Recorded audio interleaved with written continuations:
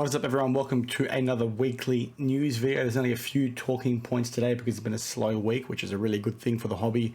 Not a whole lot of scams or shenanigans happening, so let's take that as a quick win for the start of the new year and hope it continues into all of 2023. Now, the first thing I want to touch on is essentially what I spoke about in my video yesterday. I actually just got done recording that video, so you can basically go back and watch that video, then come back and watch this, because I'm not going to repeat myself because I basically spoke for 10 or 11 minutes. But essentially, Cardporn is being sued, or apparently being sued for defamation and trying to, white ant the sale of this LeBron James rookie card. Now, essentially, this card is pretty famous. It's essentially, this is what it looked like on the left, and it's been known to the public since 2005. All of a sudden, it popped back up, being the same numbered card, 44 of 99, now with a different patch. Now, this is pretty famous because we spoke about this back in 2021. It showed up on Ken Golden's auction, eventually got taken down following Cardporn reaching out to both Upper Deck and Ken Golden with some evidence that this was a patch swap card. Now, this was pretty interesting for a few reasons, because the seller actually had this card or this letter on hand from Upper Deck that said the original card was destroyed because it was factory damaged. The seller or the customer brought it back to them and said, you know what, can you please give me a replacement? It's damaged. They basically had this letter on hand, which is how Ken Golden felt comfortable listing it. Once Cardporn reached out to Ken Golden and also Upper Deck with, the video evidence and the overlays that they're able to do, as you can sort of see on screen now, they confirmed that it is the same card. Upper Deck felt the need to, retract that letter. Ken Golden therefore pulled it from their website. Now, these individuals that own this card are essentially suing or trying to sue Cardporn. They don't know who the account owner is, which, as I explained in my video yesterday, they're pretty dumb for not being able to figure that out, in my opinion. But essentially, they're saying you white anted this deal. You've got a racketeering service going on. You're leveraging your page to manipulate the market to buy and sell your own cards and also shit can everybody else's cards. Very interesting situation. I don't think Cardporn have done anything wrong based on the information that Wax Museum podcasts have collected along with, Cardporn. It looks very damning that these two cards are in fact identical. The fact that Upper Deck could get to the point where they wrote a letter stating that $1 million card was destroyed by them and replaced by them, when in fact they never actually even saw the card themselves, is bonkers in my opinion, and once again speaks to why these card companies are an absolute fucking joke in my opinion. Now, I apologize for swearing, but that's the level of incompetence you're dealing with when it comes to these manufacturers, right? And it's not like Upper Deck made that decision to write the letter many years ago when the market wasn't that expensive. This was still a very expensive card even back in 2019. So it's just a joke. And these companies, they're just utterly hopeless, right? And that's the message I want to try and give to you as guys, as viewers, right? Be aware of this. Call this stuff out, because the only way we can sort of make them and hold them to be more accountable is to call out this behavior. It's just a freaking joke. And it's good to see that they did retract it in the end, but guys, like, how could you write that letter in the first place if, in fact, you never saw the card, you never destroyed the card? How could you destroy a card when this overlay shows that it's, in fact, exactly the same card? Did Upper Deck mean when they destroyed it, they, opened it up, replaced the patch, and then put it back down? Maybe. But this is a very interesting situation. I don't think Cardporn is going to get sued, right? I don't think these individuals have a case to answer, in my opinion, based on the photos we're seeing here.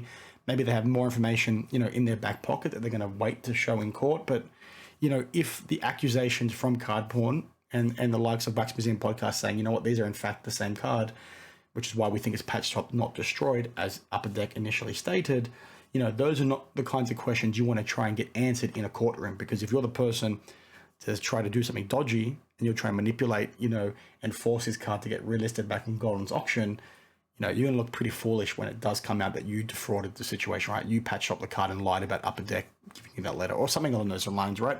I'm not saying anyone did anything or didn't do anything, but that's just, my mind running with the different scenarios of what could happen if this landed in court. Now, to quickly jump to a video that I released on Tuesday, apologies for the cough, I'm still a little bit sick. This is the video I did regarding the Damar Hamlin situation and talking about how a lot of people were trying to dump the cards as soon as his accident happened and whether or not those individuals were scumbags.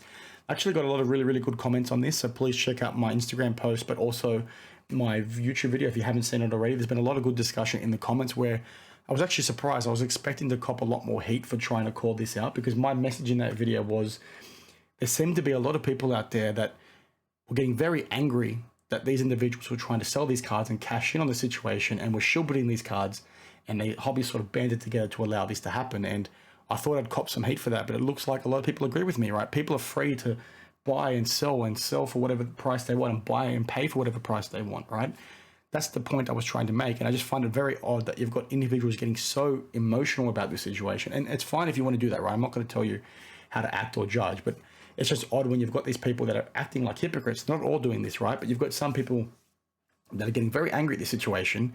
But I have no doubt if they had some Kobe Bryant rookie cards, they were trying to sell them not long after his death, right? Like, where do you draw the line?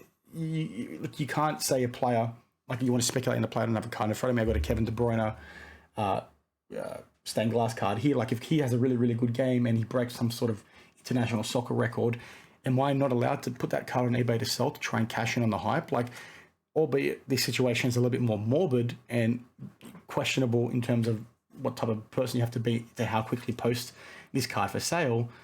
But they're technically the same thing at the end of the day. Who are you to tell somebody how and when they can sell their cards? As I say in this video, if you want to own a Hall of Famer card, like I have a bunch of on-card orders from Hall of Famers because, Bill Russell has now passed away. Does that mean I can no longer sell my Bill Russell cards? Like, where do you draw the line? And that's the point I want to try and make, right? You can't be angry at people for trying to cash out on this situation, in my opinion. But please share your thoughts, like I said, and we can chat through that in a little bit more detail. Now, speaking of that Kevin De Bruyne card, is a soccer player, obviously plays for Man City, and I believe Belgium as well. Geoff Wilson had this interesting video here talking about soccer cards with Otaya Sports, I believe is how you say his name. And essentially they talk through, I'll let this play so you can sort of read the words as I'm talking, but do you think soccer is going to be valuable long term? And what's really interesting about this is this guy's reaction, along with everybody else's reaction down in the comments below, was a lot of people are saying, no, they're collectors first and foremost, and because they don't care about soccer, they don't have the passion for soccer, they can't see that market growing long term, which in my opinion is a really ignorant position to take. Now, I don't think that's the point they were trying to make with regards to their response, but it's just a really weird thing. Soccer is a global sport, right? It's the most global sport. Anything you can think of when it comes to the size of NBA, NFL, baseball even, it doesn't even come close to the passion that people have for soccer long term. And the reason why I'm talking about this is because this individual is a good representation of probably the wider sports card community, right? So many people within the sports card community are paying top dollar for soccer cards when they don't actually care about soccer cards. Now, me personally, I can see things like soccer being valuable in a long time once things pick up in the US. It'll eventually happen, but I don't think it's going to be to the size that people think. But the message here is, okay, whilst this will grow, and me being a fan of the sport, me being Italian of heritage, culturally, soccer is very relevant here in Australia. So for me, buying these cards, they mean something to me. So it doesn't really care what happens to the market. I'm a collector first and foremost. But the choice of words is what I wanted to highlight here. Based on what this guy is saying, it goes to why you should be a little bit concerned if you're owning F1 cards, if you're owning MetaZoo, if you're owning some other cards that I can't think of right now that you think are going to be super valuable long term because the prices have gone up. A lot of people are going to be like him and his response for soccer, but to everything else, right? People don't truly care about F1 in America. So you're going to see similar things happening long term. Yes, these sports are becoming more popular, as is soccer, but read the comments in this Instagram post. Read the comments on some of these videos on YouTube. Look at the prices of soccer cards. Look at the prices of F1 cards. I'm not saying don't go out and buy them, but because not a whole lot of people truly care about them, because it's not culturally relevant for them, they're not going to be super expensive long term, in my opinion. Now, that's good for you if you're a fan of those sports, because you can buy these things of these players, of these drivers, of these athletes, of these characters that you really love and you're really passionate about. So it's a quick win for you. You can get some really unique cards. From a soccer card perspective, I think things like Flawless Soccer from 2015 is probably one of the most undervalued sports card sets in the world because of what it means in terms of on-card autos and match-worn memorabilia from players that are literally the goats of their sport, from the goats of their generation, right? That you're not going to see today, right? And you don't get the same interaction with these guys as you do with NBA players, right? It's really hard to sort of meet a soccer player in person, right? Where you see lots of autos of of NBA players all the time, with people going for graphing and sort of stuff like that. Now, I did just talk in circles, but the point is, like, you can sort of get this stuff for cheap, which is a really, really good thing, but just don't buy into this stuff thinking these people and these cards are going to make you rich, because the other people that are buying these cards, as explained in this video, it's like the perfect use case, the perfect bubble for how the wider market sees things like F1, sees things like soccer. They don't care. They're not passionate about it. It's not culturally relevant for them. It's not going to be big long term. So don't go in with a mindset that it's going to be big.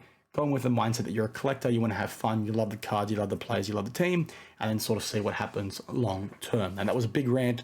I do apologize, but a very interesting video from Geoff Wilson, in my opinion. Now, this one is sort of got around the realms of the sports card community over the last week. It was posted on January 6th. I was obviously away from Sydney, so I didn't talk about it at the time. Sports Card Radio, if I remember correctly, did a really, really good video on this. But Scott DeFranco Norton, essentially, who I don't think he was an admin of the Sports Card Scammer Tracker Group, which you can sort of see here, but essentially he lied to a lot of people, basically trying to get donations from people and essentially pocketed the money for himself. He doctored a lot of photos, so on and so forth, saying that he did donate the money when in fact he didn't. I'm not going to go through the detail of how he was caught. I would say please check out Sports Card Radio's video because they can go through that in detail. The thing I want to talk to is just be very careful. Once again, as I say all the time, you've got these people that are influential. He was an admin of a very large sports card group. I don't think it was the Sports Card Scammer Tracker Group, as I just mentioned. But you've got these people that you think you can trust. I know it sucks to say this, but you can't trust anyone, right? And it's just really unfortunate. You've got literally so many people out there trying to sort of manipulate and take advantage of the situation. And I know there's a lot of good people out there that are probably not going to get trusted because other people are ruining it for them. But it's just unfortunate. You as an individual within the sports card community, within any community, whether it be collectibles or anything else, you just have to always be on your toes because you've got people out there that he's probably done many, many good things for the community in the past. But now, for whatever reason, he's decided, because he's had some pressure in his personal life, some financial strain, that he's done something very dodgy like this. Now, it's my understanding that he's since donated the money, but it's just, again, a very interesting situation, and it goes back to always being very conscious and cautious of who you're dealing with within the hobby because, you know, unless you know the person in person, right? Unless you know this person, you've met with them many, many times, it's sort of hard to sort of trust people over the internet. And again, it's always hard to trust people in person as well, face to face. But, you know, it's just, you don't know who these people are. It's like all these YouTubers, all these vloggers as well. You don't know who they are. You hear stories all the time about these card breakers and these vloggers going to shows and manipulating people to try and get deals in their favors or pressuring people into selling for cheaper because they're going to show their face in a vlog. It's just unacceptable. You can't trust anyone. And I don't like that mentality, right? Because I'm sort of somebody that sort of always wants to have a voice for everyone, right? I want to stand up for everyone. I want to give everyone a fair chance. But when you see crap like this consistently within the hobby, like, it's almost like, guys, put the blinkers on, focus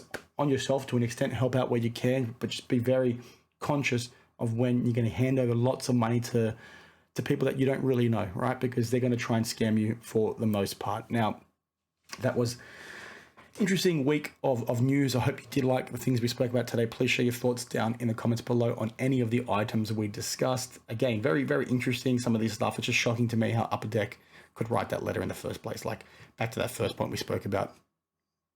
How does that happen, guys? How does that happen? So if there's anything else I missed, please let me know down in the comments below. As I do always say, I've got my email down there as well. Please email me if you have, you know, any information or stories you want me to talk about or cover within the hobby. You know, I want to try and be a watchdog. I want to try and call things out as I've done for the last 18 to 20 months. I sort of hate seeing people get taken advantage of, right? And that's what this channel is all about, calling things out, trying to do what we did in 2022, but do it to an even higher level, right? Let's get some tangible change within this hobby.